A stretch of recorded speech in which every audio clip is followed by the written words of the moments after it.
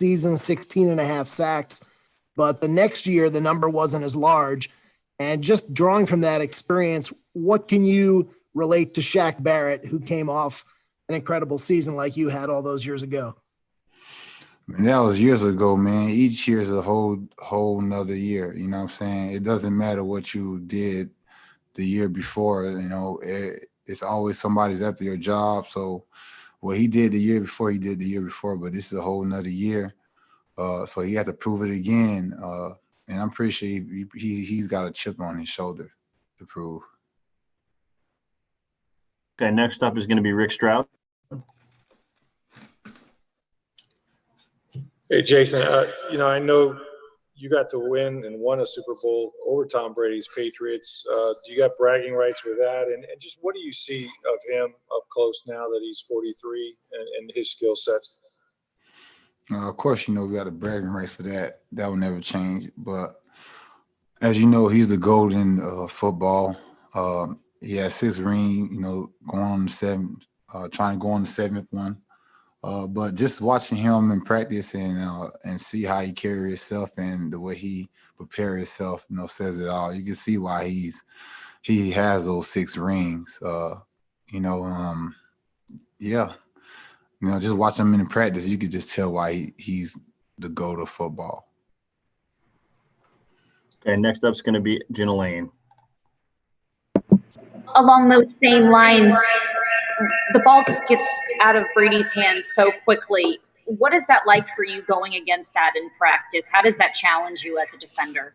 You're not lying. The ball come out very quick, very fast in practice, but, it challenged our DBs to get even better at the coverages. You know what I'm saying? It challenges our linebackers to get better at our drops,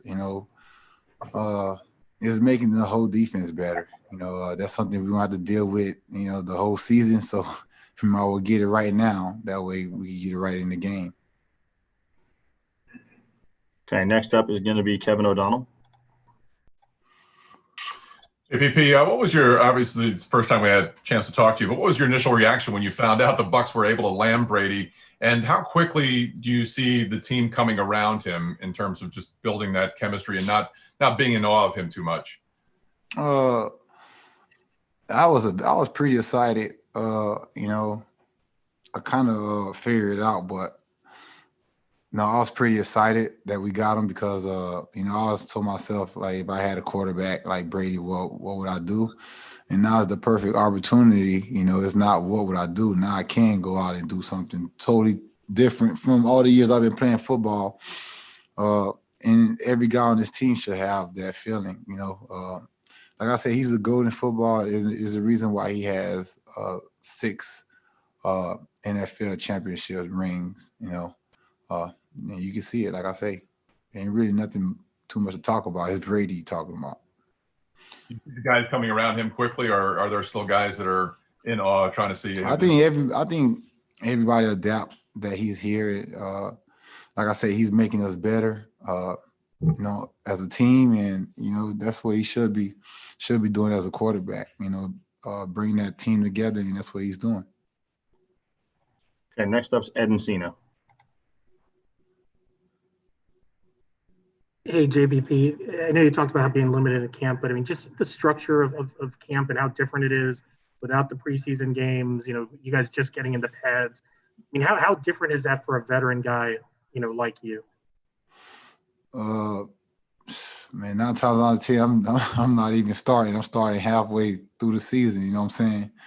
So coming in this year is kind of different because I'm actually able to land in training camp and get the whole 16, without the whole 16 seasons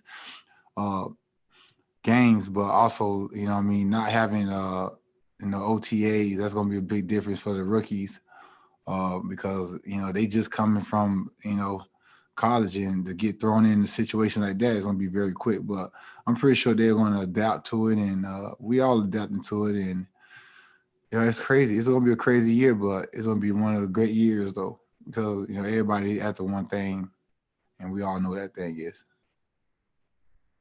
Okay, next up's going to be Rick Stroud. Jason, last year, you mentioned the injury. You came in with no training camp or anything and had 8.5 sacks in 10 games. Do you imagine what you can do with 16 and not playing from behind all the time as you did as a defense if you get the lead and can come after guys in the fourth quarter? Yeah, the sky's the limit. I can only imagine. It's here to happen. So, I'm happy. I'm excited. I could start off right away and not play from behind as well. But I'm actually excited I can actually go into war with my brothers and say I was there from the beginning to the end. So that's going to be exciting. Okay, next up is Luke Easterling. Jason, this defense at every level is built to win. You and Shaq combined for 28 sacks last year. You got two of the best, if not the best, linebackers in the NFL. You had the number one rush defense last year. You relied on so many young guys, particularly in the secondary last year. Now that they have that experience under their belt, kind of got thrown to the fire. Is there any reason this can't be the best defense in the NFL this year?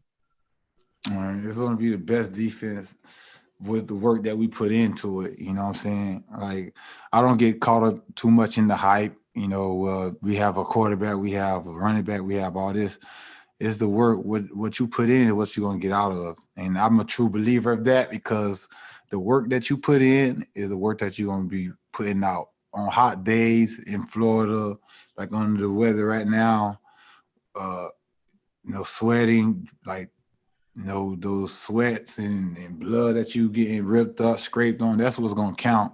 And like I say, every guy that we have, what we put in is what they're going to get out. And I'm pretty sure we're putting in the work. And, you see it every day. It takes time, but we're putting in the work. So with that said, we can't be one of the best defenses in the NFL, but we got to put in the work. Okay, next up is Tom Krasnicki.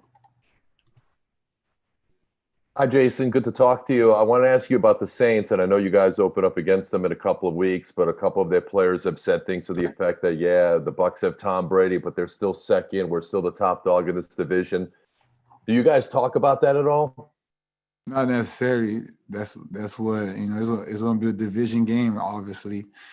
And I know how those games are. They're a battle, you know what I mean? They're a battle, and, that's what we're preparing ourselves for. But it's no reason, to talk at all. To me, there's no reason to talk. Let your past do the talking. And at the end of that game, it's going to be the person that wins or loses the game. Hopefully, we come out with the win. And like I say, just let the past do the talking, and we'll see. And next up is John Ledyard.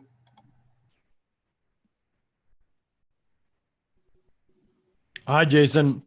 Just wondering, last year, when you look at the defense as a whole and what some of these guys did on the defensive front, and you look at somebody like Anthony Nelson and knowing that he has to step into a lot of what Carl did last year, just curious, when you watch his game, what are ways that you think he needs to or maybe has improved as you've seen him early in this offseason? He's already improved big time, already improved. He takes some of my reps. And it's amazing to see how he's grown and improved in over a year. Coach Foote is coaching him correctly. I even coach him up sometimes because at the end of the day, we need everybody to win this so-called going to the playoffs called championship. We need everybody, every rookie, every coach, every cafeteria staff. You know what I'm saying? Everybody needs to be doing their jobs, and that's going to be the biggest outbreak. But as far as Anthony Nelson doing good in practice, and I'm proud of him. I'm going to continue to teach him what I know, to make him better. So. And next up is Steve Isbitz. Jason, when you were coming back in free agency and talking to the Bucs about returning, were you asking them who's the quarterback going to be? Was that a factor for you at all? No, not necessarily. I'm going to do my thing regardless, who's the quarterback or not. So, but I'm pretty sure they did the right thing and got a new quarterback. So who knows? Did they pay you enough? Did they pay you enough money? They pay me enough, yes. Okay, time for a couple more. Next is Greg Allman.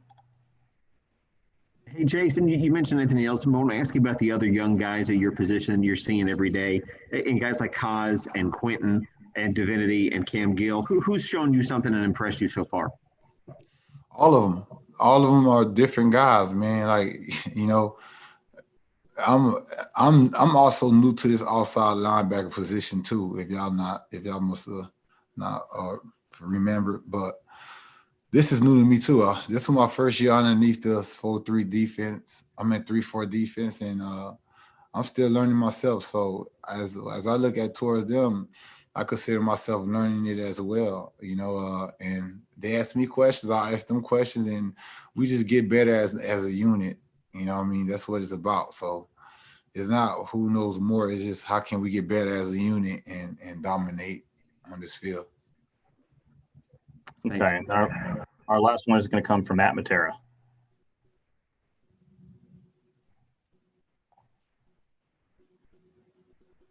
I can't hear you, Matt.